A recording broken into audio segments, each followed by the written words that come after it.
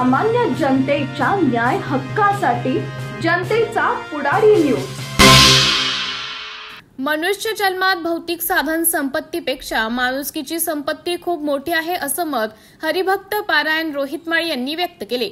खटाव तालुक्यातील सिद्धेश्वर कुरोली येथील दिवंगत सामाजिक कार्यकर्ते मधुकर गणपती बनसोडे यांच्या स्मरणार्थ आयोजित कीर्तनात ते बोलत होते। हरिभक्त पारायण माळी म्हणाले, माणसाच्या घरात बोलण्यासाठी दररोज 4-2 बाहेरची माणसं आली पाहिजेत। येता जाता लोकांनी नमस्कार घातले पाहिजेत। गेल्यानंतर पंचक्रोशीला दुःख झाले पाहिजे। अशी माणसेच माणुसकी जतन करणारी असतात। कष्टाची किंमत कष्ट करणाऱ्यांनाच कळते। माणसाने नुसता देवदेव मंदिर करत बसण्यापेक्षा नेहमीच स्वतःला तपासावे। जीवनाचं सार्थक होण्यासाठी चांगल्या कर्माबरोबर नामाला महत्त्व द्यावे। 2 जीव समोर येऊन बोलल्याशिवाय एकरूप होत नाहीत। यावेळी त्यांनी मधुकरांना व कुटुंबियांनी कष्टाने उभारलेला उद्योग, व्यवसाय व माणुसकीचे मुक्तकंठाने कौतुक केले। अभियंता विकास बनसोडे, प्रकाश बनसोडे यांनी स्वागत केलं।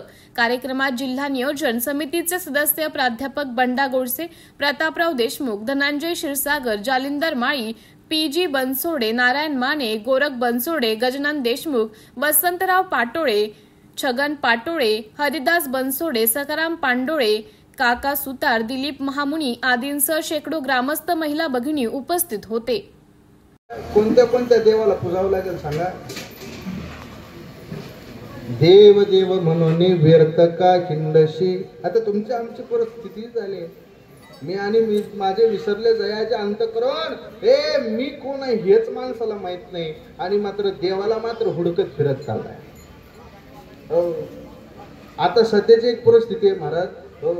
आता काल गेल्या महाशिवरात्रीला गेल्या वर्षी कुंभमेळा झाला। कुंभमेळा आता कुंभमेळा 12 वर्षात एकदा महाकुंभमेळा, आता मोठा कुंभमेळा झाला प्रयागला। संगम महाराज माणसं गावागावात बरीच गेली। मग मी प्रत्येकाला विचारायचं कुंभमेळ्याला जाणार आहे माणसाला का गेलता? मग प्रत्येक जण म्हणायचे गंगेत आंघोळ केलेली चांगली असते। गंगेत आंघोळ जर केली, गंगेत जर आंघोळ जर केली तर जीवनात केलेली सगळी पाप धुवून, जीवनात केलेली सगळी पाप धुवून जाते। कुठं आंघोळ केल्यानंतर? गंगेत आंघोळ। पण महाराज गंगेपेक्षा पण आमच्याकडे पवित्र असं एक नाम आहे, फक्त ते नाम घेतल्यानंतर जन्म जन्माचं पाप जाते। नाम संकीर्तन साधना पै सोपे जळतील पापे। हे या जन्माचं नाही सांगत, जन्मोजन्माचं पाप फक्त त्या तत्वाच्या नामस्मरणाला जातंय। त्या तत्वाचं फक्त स्मरण केल्यानंतर जातंय, त्या तत्व अंगीकार केल्यानंतर जातंय। पण माणसं त्याच गोष्टीला विसरली आणि देवदेव म्हणून हिंडायला हे लागली। आता मला सांगा, किती पंढरपूरच्या वारे केल्यानंतर विठ्ठल तुमच्या आमच्या जवळ येईल? किती वारे केल्यानंतर? मी असं म्हणत नाही वारी करू नका, वारी अवश्य करा। वारी जगायला शिकवते, वारी अनुभव देते, वारी जीवन कळवून देते, आणि वारी माणुसकी शिकवते। वारी अवश्य करा हो, पण मला एक सांगा, ज्या कारणानं वारी करताय ते कारण तुमचं सफल आहे का? नाही ना महाराज।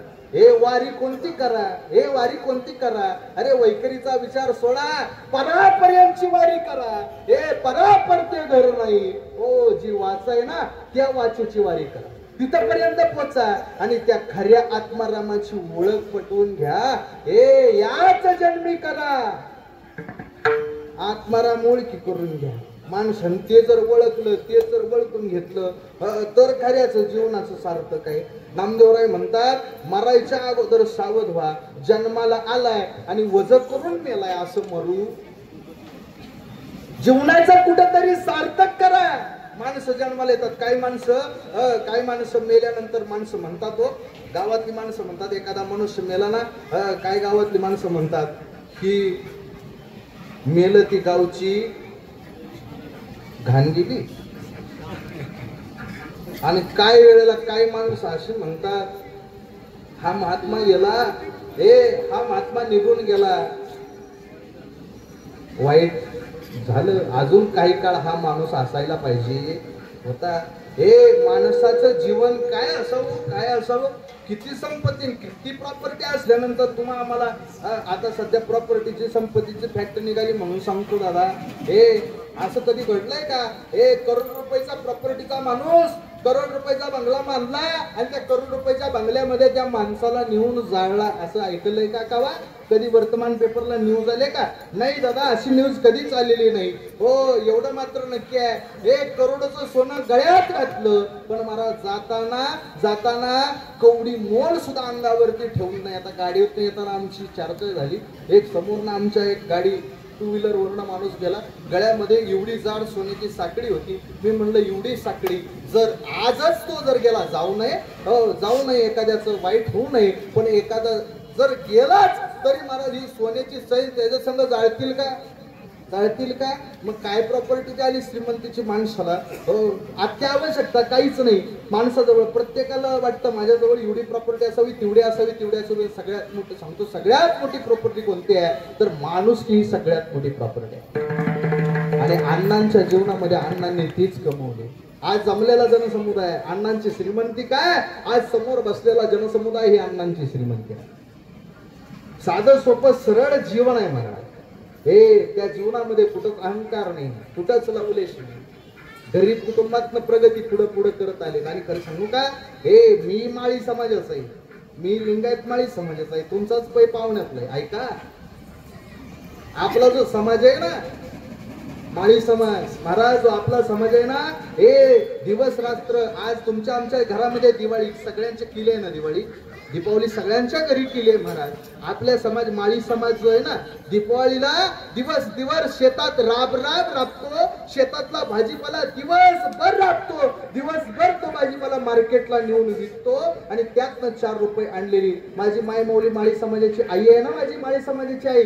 ऐका आईसाहेब, ती माय माऊली दिवसभर शेतात काबड कष्ट नवऱ्याच्या खांद्याला खांदा लावून करते आणि घरात आल्यानंतर रात्रभर जागून दीपावली बनवते. ही आपला समाज आहे. नामदेवराय कपडे घातले आणि आई फराळाचं